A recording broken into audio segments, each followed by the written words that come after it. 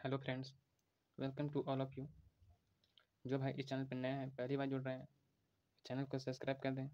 Video पसंद आए तो वीडियो को लाइक कर दें।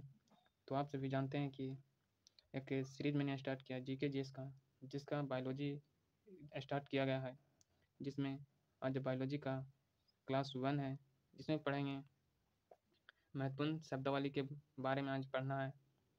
तो ये वीडियो इंग्लिश वोकेबलरी और बायोलॉजी में दोनों में ये काम आते हैं। दोनों में ये टॉपिक यूज होने वाला ये टॉपिक है और ये बहुत इंपॉर्टेंट टॉपिक है। तो चलिए वीडियो को स्टार्ट करते हैं। पहला है यहाँ पे हाइड्रो। जहाँ भी आपको हाइड्रो मिले, हाइड्रो का मतलब होता है पानी यानी कि जल। तो हाइड्रो का मतलब होता है पानी जल। तो एक एग्जांपल है हाइड्रोफोबिया। हाइड्रो मीन्स होता है पानी जल, और फोबिया का मतलब होता है डर। यानी हाइड्रोफोबिया यानी पानी से डर लगने वाले रोग को क्या कहेंगे? हाइड्रोफोबिया। और इसी इससे प्रश्न पूछता है किस रोग को हाइड्रोफोबिया रोग कहते हैं? तो रेबीज रोग को हाइड्रोफोबिया रोग कहते हैं। यहाँ पे एक क्वेश्चन आता है रेबीज किस वायरस से होता है? तो रेबीज जो है रेबडो वायरस से होने वाला रोग है। रेबीज रेबडो वायरस से होने वाला रोग है। दूसरा एग्जाम्पल है हाइड्रोफाइटस। हाइड्रो का मतलब होता है जल पानी, और फाइटस में होता है पौधा। तो हाइड्रोफाइटस किसको कहेंगे? तो ऐसे पौधे जो पानी में उगते हैं उसको कहेंगे हाइड्रोफाइटस। हाइड्रोफाइटस को हिंदी में कहते हैं जलोदविद।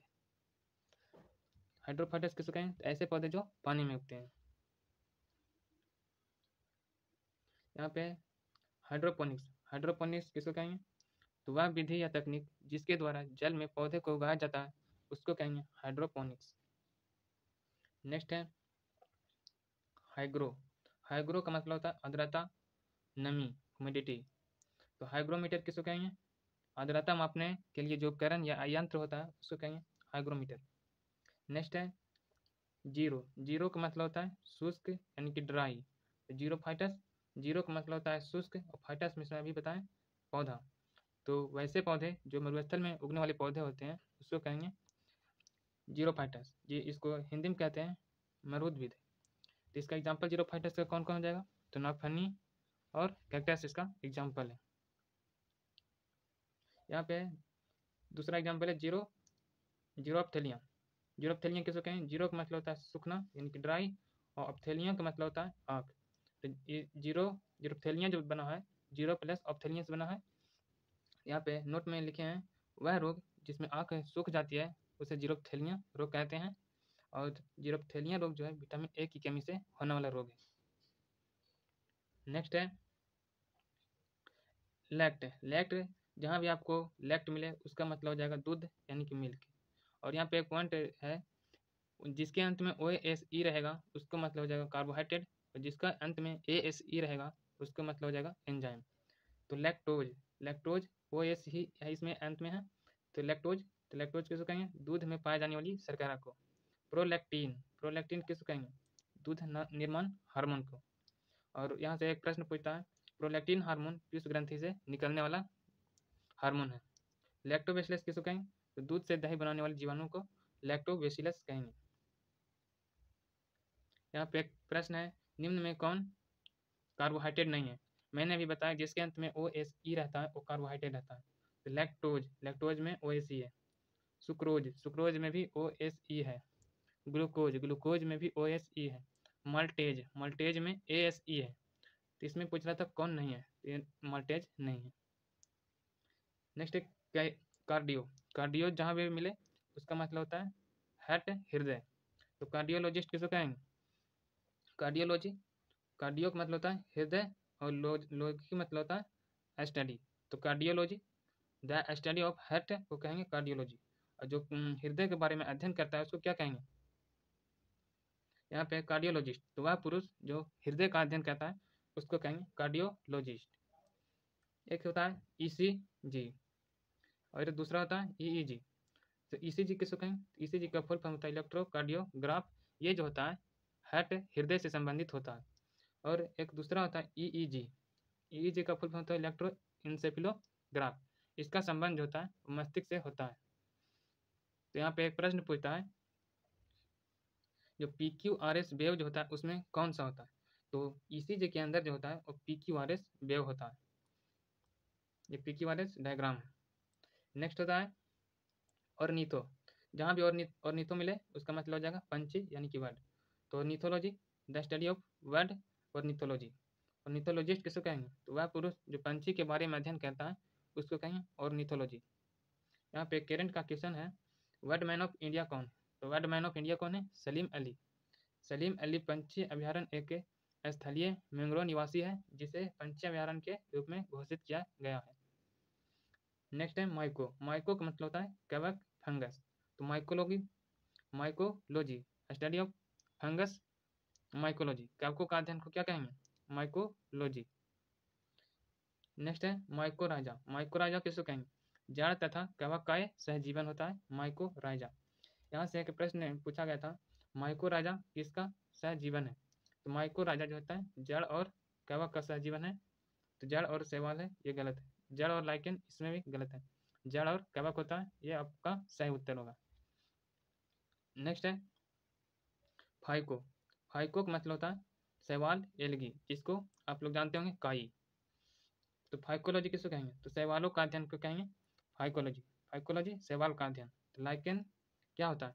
यहाँ से प्रश्न पूछता है लाइकेन जो होता है किसका सहजीवन होता है? तो लाइकेन जो होता है कवक और शैवाल का सहजीवन होता है। लाइकेन से कुछ इंपॉर्टेंट प्रश्न है। लाइकेन वायु प्रदूषण का सूचक होता है और उसेला लाइकेन से लिटमस पत्र बनता है। इसके बाद है अम्ल। अम्ल किसको कहेंगे? तो जो लिटमस पत्र को नीला से लाल करता है उसको कहेंगे अम्ल। और क्षार, क्षार यानी कि बेस, जो अम्ल जो लिटमस पत्र को लाल से नीला करता है उसको कहेंगे बेस क्षार। नेक्स्ट है ऑस्टियो। ऑस्टियो का मतलब होता है बोन, हड्डी। तो ऑस्टियोलॉजी हड्डियों का अध्ययन क्यों कहेंगे? ऑस्टियोलॉजी। यहाँ पे एक दूसरा है example, osteo Malaysia. Osteo miss होता है हड्डी और मलेशिया मिस होता है कमजोर। तो ऑस्टियो मलेशिया हड्डियों को कमजोर होना ऑस्टियो मलेशिया कहलाता है। विटामिन डी की कमी से हड्डी कमजोर होती है, ये भी आपको ध्यान में रखना है। अब यहाँ पे है विटामिन डी की कमी से कौन कौन रोग होता है? तो विटामिन डी से दो महत्वपूर्ण रोग होता है। एक होता है रिकेटस, बच्चों में ये होता है, और दूसरा होता है ऑस्टियोमलेशिया, ये वयस्क के अंदर होता है ऑस्टियोमलेशिया। तो विटामिन डी की कमी से दो रोग होता है, रिकेटस बच्चों में, ऑस्टियोमलेशिया वयस्क में। यहाँ पे है हिपैट। हिपैट का मतलब होता है लीवर, यकृत। तो हिपैटोलॉजी किसको कहेंगे? तो यकृत का अध्ययन को कहेंगे हिपैटोलॉजी। हेपेटाइटिस, हेपेटाइटिस से क्या होता है? हेपेटाइटिस लीवर या यकृत प्रभावित होता है। मानव शरीर की सबसे बड़ी ग्रंथि कौन होती है? तो यकृत होता है मानव शरीर की सबसे बड़ी ग्रंथि। मानव शरीर की सबसे बड़ी अंग क्या होती है? त्वचा होता है यानी कि स्किन होता है, ये भी आपको ध्यान में रखना है। नेक्स्ट है वह कौन सा अंग है जिसमें मैक्सिमम रिप्रेजेंटेटिव होता है? तो यकृत यानी कि लीवर में सबसे मैक्सिमम रिप्रेजेंटेटिव होता है, और न्यूरॉन में मैक्सिमम रिप्रेजेंटेटिव नहीं होता है। एंटीमो, एंटीमो का मतलब होता है कीट, इंसेक्ट। एंटोमोलॉजी किसको कहेंगे? तो कीटों के अध्ययन को कहेंगे एंटोमोलॉजी। नेक्स्ट है ल्यूको। ल्यूको का मतलब होता है सफेद, व्हाइट। तो ल्यूकोसाइड, ल्यूकोसाइड किसको कहेंगे? तो ल्यूकोसाइड में होता है WBC। WBC का मतलब होता है श्वेत रक्त कणिकाएं। ल्यूकेमिया किसको कहेंगे? ल्यूकेमिया जो होता है WBC के अत्यधिक वृद्धि होने पर रक्त कैंसर होता है, ल्यूकेमिया होता है। यहाँ से एक प्रश्न पूछता है किस कणिका को ल्यूकोसाइट कहते हैं? तो WBC को ल्यूकोसाइट कहा जाता है। नेक्स्ट है क्रायो। क्रायो का मतलब होता है वेरी लो टेम्परेचर, अति न्यून ताप। तो क्रायोजेनिक किसको कहेंगे? तो वह इंजन जो अति न्यून ताप पर कार्य करता है। चंद्रयान 3 को कब लॉन्च किया गया था? तो 14 जुलाई 2023 को लॉन्च किया गया था। और इसका रॉकेट का नाम क्या था? तो इसका रॉकेट का नाम था LVM-4 रॉकेट का नाम था, जिसको बाहुबली कहते हैं। नेक्स्ट है चंद्रयान 3 में C-25 क्रायोजेनिक इंजन का प्रयोग हुआ था। और चंद्रयान 3 जो है 23 अगस्त 2023 को चंद्रमा के दक्षिणी ध्रुव से उतरकर इतिहास रचा था। क्रायोजेनिक जो ईंधन होता है उसमें हाइड्रोजन होता है और लिक्विड का यूज होता है। नेक्स्ट है पायरो। पायरो का मतलब होता है अत्यधिक तापमान। तो पायरोमीटर बहुत अधिक तापमान मापने के लिए जो यंत्र होता है उसको पायरोमीटर कहते हैं। पायरेक्स कांच किसको कहते हैं? तो लैब में यूज होने वाली कांच को पायरेक्स कांच कहते हैं। तो यहाँ से एक प्रश्न पूछता है, पायरेक्स से कांच का इस्तेमाल लैब में क्यों किया जाता है? तो पायरेक्स कांच का इस्तेमाल लैब में इसलिए किया जाता है क्योंकि ये अत्यधिक तापमान को सहने की क्षमता रखता है। नेक्स्ट है एंड्रो। एंड्रो का मतलब होता है पुरुष यानी कि मेल। एंड्रॉयड, एंड्रॉयड किसको कहेंगे? तो वह सॉफ्टवेयर जो पुरुष की तरह शक्तिशाली हो उसको कहेंगे एंड्रॉयड। एंड्रोजन, पुरुष या नर में पाए जाने वाले सेक्स हार्मोन को एंड्रोजन भी कहते हैं। नेक्स्ट है एंड्रोसियम। एंड्रोसियम किसको कहेंगे? तो फूल में नर जनन अंग को कहेंगे एंड्रोसियम, जिसको कहा जाता है पुमंग। नोट है यहाँ पे गाइनो। गाइनो का मतलब होता है महिला, फीमेल। तो गाइनोसियम किसको कहेंगे? तो फूल का मादा जननांग को गाइनोसियम कहते हैं, जयांग कहते हैं। नेक्स्ट है राइनो। राइनो का मतलब होता है नाक, नोज। तो राइनो वायरस किसको कहेंगे? तो राइनो वायरस जुकाम या कोल्ड के लिए जिम्मेदार वायरस राइनो वायरस कहलाता है। नेक्स्ट है अपथेलम। अपथेलम किसको कहेंगे? अपथेलम, अपथेलम का मतलब होता है आँख यानी कि आई। तो ऑप्थेमोलॉजी, तो आँखों की जांच के कहेंगे ऑप्थेल्मोलॉजी। तो यहाँ पे मैंने स्टार्टिंग में बताया था जीरोप्थेल्मिया। जीरोप्थेल्मिया आँखों का सूखना। नेक्स्ट है सीस्मो। सीस्मो का मतलब होता है कंपन, वाइब्रेशन। तो सीस्मोलॉजी किसको कहेंगे? स्टडी ऑफ अर्थक्वेक्स, सीस्मोलॉजी यानी कि भूकंप का अध्ययन को क्या कहेंगे? सीस्मोलॉजी। तो यहाँ पे नेक्स्ट है सीस्मोग्राफ। तो भूकंप की तीव्रता को मापने के लिए सीस्मोग्राफ का प्रयोग किया जाता है। जिस स्थान पर भूकंप की उत्पत्ति होती है उसे भूकंप मूल कहते हैं, और जहाँ पर पहली बार भूकंप महसूस होता है उसको कहते हैं अधिकेंद्र। नेक्स्ट है बार। बार का मतलब होता है भार, वजन, दाव। तो बैरोमीटर, दाव को मापने का यंत्र को बैरोमीटर कहेंगे। आइसोबैरिक, आइसोबैरिक जिसमें परमाणु द्रव्यमान समान हो और परमाणु संख्या भिन्न हो उसको कहेंगे समभारिक, आइसोबैरिक। एक एग्जाम्पल है C614 और N714 है। इसमें ऊपर वाले जो होते हैं वो परमाणु द्रव्यमान होता है, नीचे वाले जो होते हैं वो परमाणु संख्या होता है।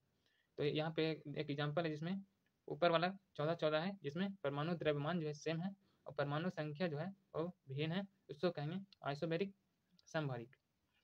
नेक्स्ट है लिथो। लिथो का मतलब होता है पत्थर, स्टोन। तो लिथोस्फीयर, लिथोस्फीयर यानी कि स्थल मंडल। नेक्स्ट है डर्मेटो। डर्मेटो का मतलब होता है स्किन, चमड़ा। तो डर्मेटोलॉजी किसको कहेंगे? यानी कि डर्मेटोलॉजिस्ट किसको कहेंगे? तो चर्म रोग विशेषज्ञ को कहेंगे डर्मेटोलॉजिस्ट। त्वचा की सबसे ऊपरी परत को क्या कहेंगे? त्वचा की सबसे ऊपरी परत को एपिडर्मिस कहा जाता है, एपिडर्मिस कहा जाता है। नेक्स्ट है हिस्टो। हिस्टो का मतलब होता है ऊतक यानी कि टिश्यू। तो हिस्टोलॉजी किसको कहेंगे? हिस्टोलॉजी यानी कि ऊतकों का अध्ययन को कहेंगे हिस्टोलॉजी।